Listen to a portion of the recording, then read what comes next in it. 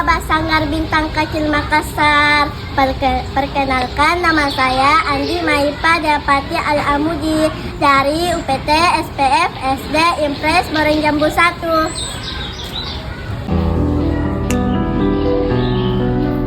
Seonggok jagung di kamar, W.S. Rendra. Seonggok jagung di kamar dan seorang pemuda yang kurang sekolahan memandang jagung itu. Sang pemuda melihat ladang, ia melihat petani, ia melihat panen. Dan suatu hari subuh, para wanita dengan gendongan pergi ke pasar. Dan ia juga melihat suatu pagi hari di dekat sumur, gadis-gadis bercanda sambil menumbuk jagung menjadi maizena. Sedang di dalam dapur, tungku-tungku menyala. Di dalam udara murni tercium bau kue jagung.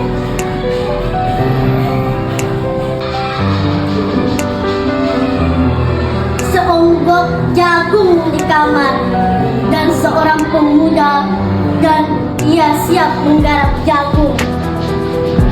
Ia melihat kemungkinan otak dan tangan siap bekerja.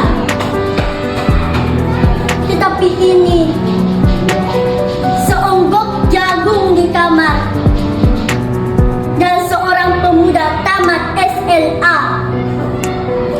Tak ada uang, tak ada menjadi mahasiswa. Hanya ada seonggok jagung di kamarnya. Ia memandang jagung itu dan ia melihat dirinya terlunta-lunta. Ia melihat dirinya ditendang dan diskotik. Ia melihat sepasang sepatu tenis di balik etalase. Ia melihat saingannya naik sepeda motor. Ia melihat nomor-nomor lotre. Ia melihat dirinya sendiri miskin dan gagal.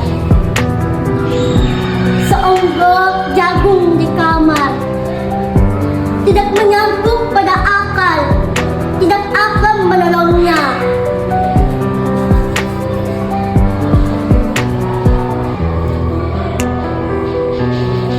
Seonggok jagung di kamar tak akan menolongnya seorang pemuda yang pandangannya hidupnya berasal dari buku dan tidak dari kehidupan, yang tidak terlatih metode, yang hanya penuh hafalan kesimpulan, yang hanya terlatih sebagai pemakai, tetapi kurang latihan hafalan bebas.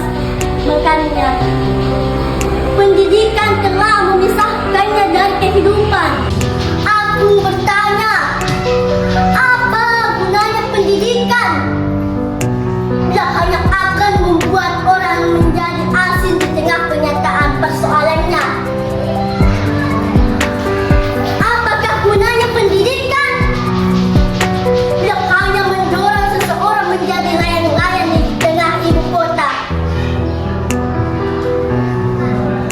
Pikul pulang ke daerahnya